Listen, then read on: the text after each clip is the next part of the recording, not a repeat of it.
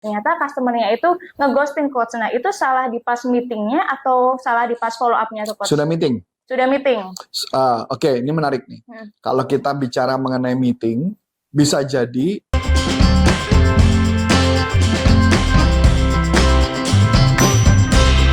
Halo teman-teman semuanya, balik lagi sama aku Vika di Curhat Sales. Nah, di Curhat Sales kali ini aku ingin membahas tentang follow up. Nah, penasaran kan? Yuk kita langsung aja tanya ke Coach Arif. Halo Coach. Hai. Aku mau tanya nih Coach. Boleh. Tapi ngomong-ngomong ini apa nih?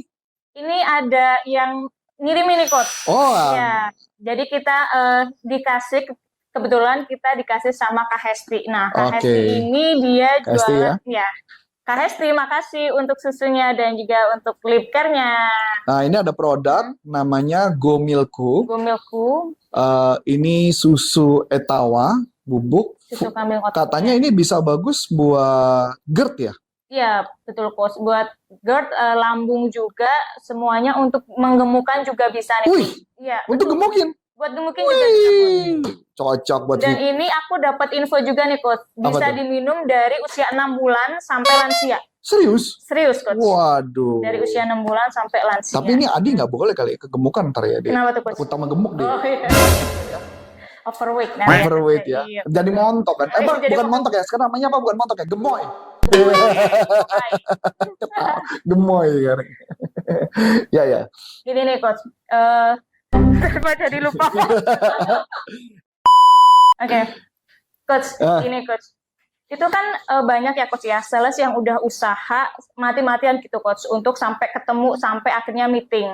Nah, kalau misalkan habis meeting ataupun habis telepon, itu kan di follow up gitu ya Coach ya. Nah, ternyata customer-nya itu ngeghosting Coach. Nah, itu salah di pas meetingnya atau salah di pas follow up-nya tuh Coach? Sudah meeting?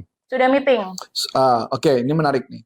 Kalau kita bicara mengenai meeting, bisa jadi saya menemukan ada beberapa kesalahan pada saat meeting. Oke.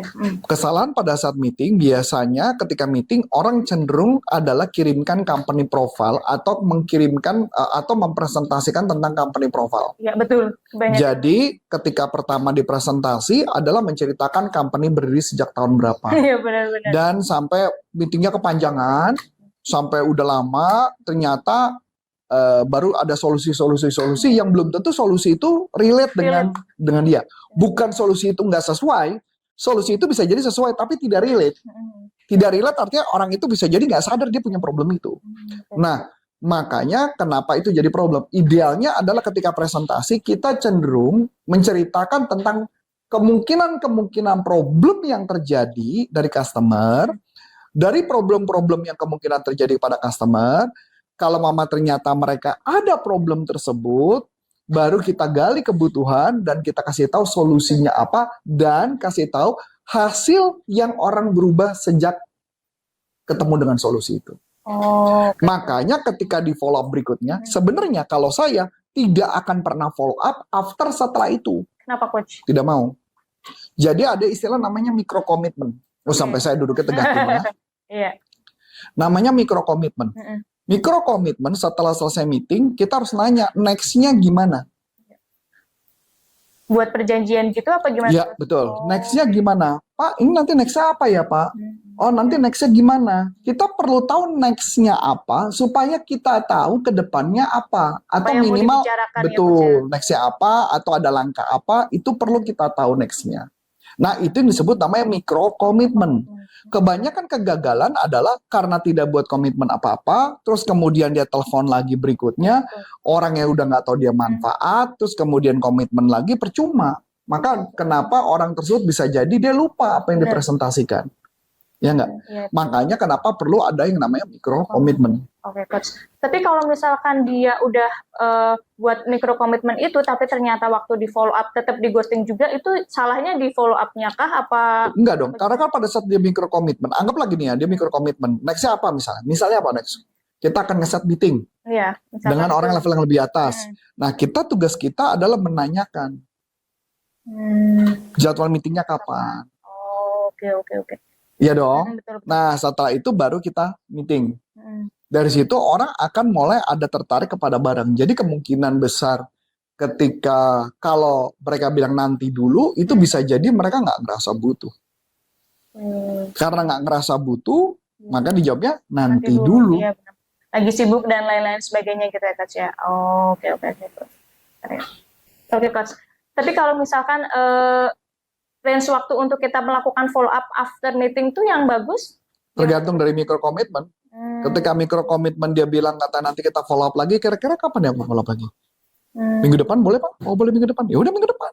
Tapi kalau misalkan ternyata diundur-undur lagi coach? Ya diundur lagi urusan nanti. Kita tinggal lihat. Tapi bisa jadi orang mundur karena dia nggak merasa itu berguna, nggak merasa itu dia penting. Makanya kenapa dia mundur-mundur. Yang namanya intinya setiap beberapa project-project corporate biasa memang butuh waktu. Karena memang bisa jadi dia belum dijadwalkan atau memang apa. Tapi tugas kita adalah jalin hubungan kepada mereka, deketin mereka, jalin hubungan di sana. Sehingga ke depannya kita akan terus maintain mereka dan bisa dapat terus proyeknya. Oke coach, kita balik lagi ke meeting gitu ya coach ya. Kalau misalkan tadi kan nggak boleh buat sharing terkait sejak kapan berdirinya perusahaan, itu emang nggak boleh itu apa senggang efek itu coach? Iya, jadi kalau company biasanya ketika kita jelasin company berdiri sejak tahun berapa, itu di awal, customer itu kayak, ntar lagi gue didongengin nih. Nggak relate, dia nggak relate dengan produknya, dia nggak relate dengan problemnya gue. Jadi ini presentasinya mengarah kemana? Karena banyak orang yang presentasi, tapi kelihatannya ini tidak mengarah ke gue gitu, nggak mengarah ke saya. Kalau nggak mengarah ke saya, kenapa saya harus dengerin kamu? Itu yang membuat kenapa akhirnya orang jadi nggak relate, orang nggak jadi kenapa gue harus dengerin. Itu sih jawabannya. Kalau misalkan durasi meeting itu yang bagus, itu ada durasinya nggak sih coach? Durasi meeting yang bagus nggak ada sih. Durasi itu nggak ada. Karena 30 menit buat saya juga udah sangat efektif. 15 kecepetan lah ya. 15-30 maksimum buat saya udah efektif.